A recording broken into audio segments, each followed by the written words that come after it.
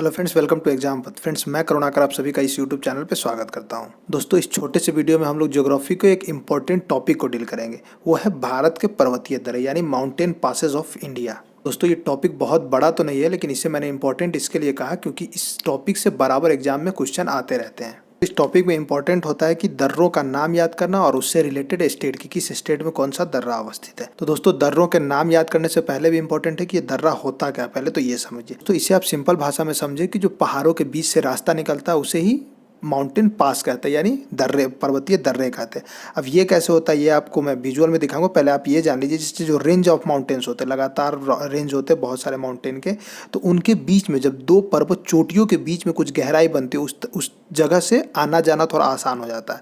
तो उस तरफ से एक रास्ता बना दिया है, उसे ही बोलते हैं माउंटेन पासेस। आइए दोस्तों, इसे और अच्छे समझने के लिए मैं आपको विजुअल इफेक्ट दिखाता हूँ।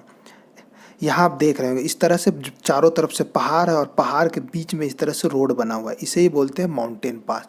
माउंटेन पास जो होता है, जो एक पहाड़ के एक तरफ से लेकर के दूसरे तरफ या फिर पूरा रेंजेस जो होते हैं पहाड़ों के, उसके एक तरफ स्थित शहर, नगर, देश, राज्य को दूसरे तरफ स्थित शहर, नगर, देश, राज्य से मिलाता है। दोस्तों, ये पासेस बहुत ही इंपॉर्टेंट होते हैं क्योंकि अगर ये पासेस ना होते तो एक ही देश के दो स्टेट में आपस में यातायात मुश्किल पड़ जाता, दो देशों के बीच यातायात मुश्किल पड़ जाता। इससे देख लीजिए कि अभी मान के चलिए बहुत साधन सुविधा उपलब्ध है तो लोग फ्लाइट के माध्यम से एक देश से दूसरे देश चले जाएंगे, लेकिन जो सामान वगैरह एक देश से दूसरे देश में एक्सपोर्ट इंपोर्ट होता है वो कितना मुश्किल पड़ेगा अगर पासेस नहीं होंगे। यहाँ आप देख लीजिए दोनों तरफ बड़े बड़े पहाड़ और बीच में एक रोड बना हुआ है। इसमें भी देख सकते हैं कैसे कैसे टर्न किया हुआ, तो वो जैसे जैसे स्थलाकृति रहेगी उस तरह से होता है। यहाँ भी आप देख लीजिए कि ये पर्वत श्रेणी है, इस तरह के पर्वत श्रेणी होते हैं। अब इसमें इस पर्वत के इस पार कोई गांव है, शहर है, यहाँ से अगर किसी को इस पर्वत के इस पार के किसी गांव शहर में जाना है तो अब क्या चाहिए कि दोनों पर्वत को मिलाने वाला एक रोड चाहिए। तो आप यहाँ से देख लीजिए, अभी तक हमारी कोई भी गवर्नमेंट इतनी सक्षम नहीं हुई है कि इस पहाड़ को इस पहाड़ से जोड़ने के लिए इतना ऊंचा रोड बढ़ाई करके या फिर किसी भी टेक्नोलॉजी के माध्यम से बना दे, और न ही इस पर्वत को चीर करके इतना भी डायनामाइट लगा ले तो इस पर्वत को चीर करके बीचों बीच रास्ता बनाना अभी भी हमारे सरकारों के लिए बहुत ही चुनौतीपूर्ण कार्य है। तो इस समय में क्या किया जाता है कि जो दोनों पहाड़ों के बीच में यहाँ गैप दिख रहा है, तो इस गैप से होकर के एक रोड बना लिया जाता है। रास्ता थोड़ा लंबा जरूर होता है लेकिन वो दोनों जगहों को कनेक्ट कर देता है। तो इसके लिए ये जो पासेज होते हैं ये बहुत ही इंपॉर्टेंट होते हैं। अब बात आती है कि पासेज बनते कैसे।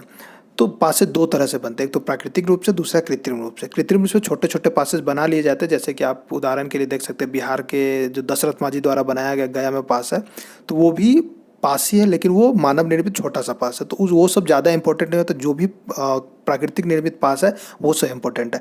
तो प्राकृतिक रूप से जो पासेस बने होते हैं वो कैसे बनते हैं, तो ये जो आप चोटी देख रहे हैं इन सब का कभी कभी स्लाइड होता है, जैसे लैंडस्लाइड आप देखते हैं उसी तरह से पर्वतों में भी कभी कभी स्लाइड होता है। तो इस तरह से क्या होता है, कभी दोनों चोटियों के बीच में गैप बन जाता है, या फिर कभी किसी पहाड़ से कोई नदी निकलती है तो पहाड़ के पत्थरों को घिस घिस करके वहाँ पे भी एक रास्ते जैसा बना देती है। तो इस तरह के ही प्राकृतिक घटनाओं की वजह से पासेस बन जाते हैं। तो दोस्तों, अब हम भारत में जो इंपॉर्टेंट पासेज है उन सभी को देखेंगे। पास के नाम के साथ साथ आपको उस स्टेट का भी नाम याद करना इंपॉर्टेंट होता है जिस स्टेट में पासेज होते हैं, क्योंकि एग्जाम में क्वेश्चन इसी तरह से बनते हैं। कभी दो पेयर दे दिया जाता है, पूछा जाता है कि इनमें से कौन सा सही से सुमेलित नहीं, एक में स्टेट का नाम और दूसरे में उस स्टेट में अवस्थित पास का नाम। कभी ऑप्शन में 4 पास दे दिए जाते हैं, ऊपर में क्वेश्चन पूछ दिया जाता है कि इस स्टेट में कौन सा पास है। तो इसी तरह से वाइस वर्सा बहुत तरह से क्वेश्चन बनाए जा सकते हैं, लेकिन अगर आपको पासेस का नाम उनके स्टेट के नाम के साथ याद रहेगा तो कभी आपका क्वेश्चन गलत नहीं होगा।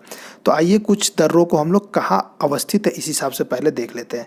यहाँ आप देख सकते हैं आई मार्क के माध्यम से दिखाया गया है जितने भी इंपॉर्टेंट पासेज है। मैंने राउंड भी कर दिया सर्कल में ताकि आपको आसानी हो।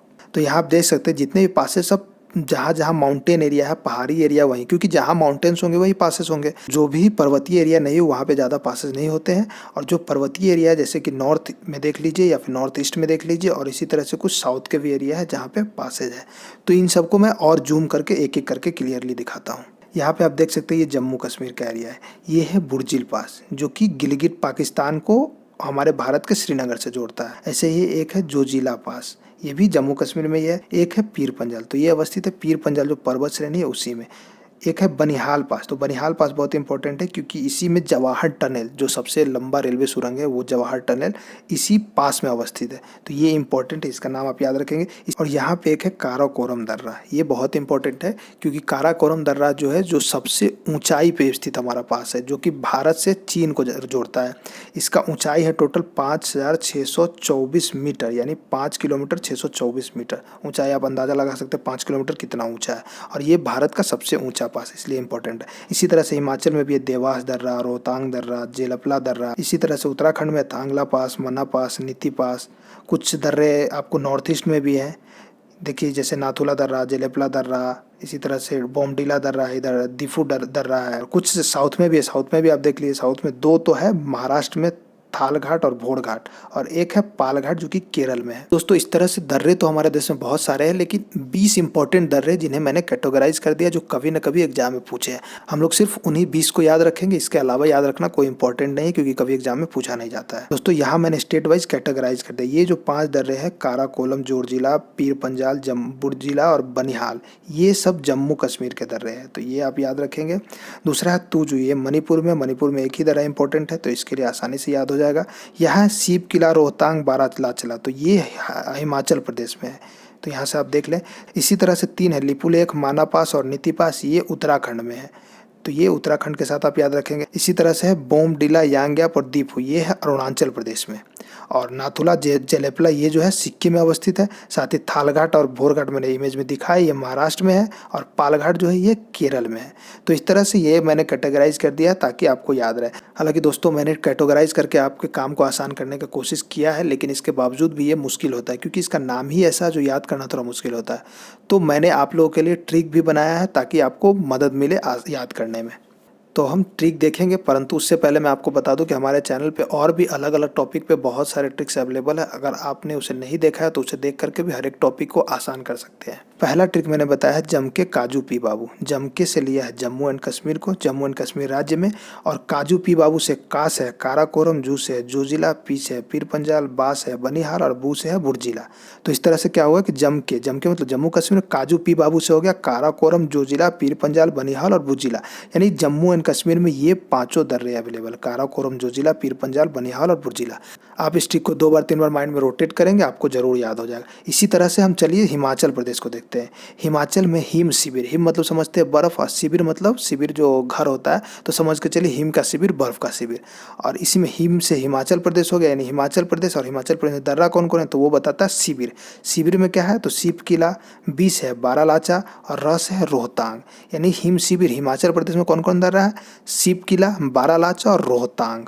तो इस तरह से आप हिमाचल प्रदेश के दर्रों को याद कर सकते हैं, सीप किला, बारालाचा और रोहतांग। आगे चलिए उत्तराखंड के दर्रों को देखते हैं। उत्तराखंड के लिए मैंने ट्रिक बताया है निर्मल उत्तराखंड। उत्तराखंड तो आप जानते हैं कि पहाड़ों से घिरा हुआ एरिया है और वहाँ से गंगा नदी निकलती, एकदम जल निर्मल है, तो उसी हिसाब से बना लिया निर्मल उत्तराखंड। और निर्मल में नी का मतलब है नीति, म का मतलब है माना और ल का मतलब है लिपुलेख, यानी नीति दर्रा, माना दर्रा और लिपुलेख दर्रा, ये सब उत्तराखंड के दर्रे हो गए। इसे आप 2 बार 3 बार रिपीट कीजिए, निर्मल उत्तराखंड। निर्मल उत्तराखंड तो ऐसे भी आप यूज करते हैं, यहाँ भी देख लीजिए निर्मल उत्तराखंड, निर्मल से नीति, माना और लिपुलेख दर्रा। चलिए अब आगे देख लेते हैं अरुणाचल प्रदेश के दर्रों को। अरुणाचल प्रदेश के लिए मैं बनाया है दिव्य अरुणाचल प्रदेश। दिव्य में दी का मतलब है दिफू दर्रा, ब का मतलब है बोमडिला दर्रा और य का मतलब है यांग्याप दर्रा, यानी दिव्य अरुणाचल प्रदेश, दिफू, बोमडिला और यांग्याप, दिव्य अरुणाचल प्रदेश। आसान है ट्रिक, दिव्य का मतलब दिफू, बोमडिला और यांग्याप, और ये है कहाँ पे, तो अरुणाचल प्रदेश में। तो इस तरह से आप अरुणाचल प्रदेश के 3 दर्रों को याद कर सकते हैं। आगे सिक्किम को देख लीजिए दोस्तों, यहाँ मैंने सिक्किम और मणिपुर के लिए एक ही ट्रिक बना दिया, नाज करो सिक्किम पे तुम, नाज करो सिक्किम पे, नाज करो सिक्किम पे, मतलब सिक्किम में है कौन कौन, नाज, नाज मतलब नाथुला और ज का मतलब जेलेपला, यानी सिक्किम में कौन कौन दर्रा है, नाथुला दर्रा, जेलेपला दर्रा, ये कहाँ है, सिक्किम में है। इसी तरह से तुम में बना दिया मैंने तू से तुजू दर्रा और एम से मणिपुर, तो तुजू दर्रा जो है वो मणिपुर में। नाज करो सिक्किम पे तुम, तो सिक्किम में नाज, नाज मतलब नाथुला और जेलेपला, और तुम मतलब तुजू जो कि मणिपुर में। इसे 2 बार 3 बार आप रिपीट करेंगे तो सभी याद हो जाएगा, बहुत ईजी ट्रिक है ये। और इसके बाद है आगे मैंने महाराष्ट्र के लिए बताया थाल घाट और भोर घाट, तो इसे आप ऐसे ही याद रखें, महाराष्ट्र में है थाल घाट, भोर घाट, और इसी तरह से केरल में है पाल घाट, तो ये आप ऐसे ही नाम से याद रखें। केरल में पाल घाट और थाल घाट और भोर घाट कहाँ है, महाराष्ट्र में। तो दोस्तों ये थे सभी इंपॉर्टेंट पासेज जो बराबर एग्जाम में पूछे जाते रहते हैं। इससे रिलेटेड मैं ऑब्जेक्टिव भी अलग एक वीडियो बना दूंगा, वहाँ आप देख लेंगे। मैं उम्मीद करता हूँ जानकारी अच्छी लगी होगी और आप दर्रे भी समझ लिए होंगे और साथ ही दर्रों के नाम भी आपको याद हो गए होंगे। तो आज के वीडियो में इतना ही। अगले वीडियो में एक नए टॉपिक के साथ मुलाकात होगी। तब तक के लिए इतना ही। वीडियो को शुरू से लेकर अंत तक देखने के लिए धन्यवाद।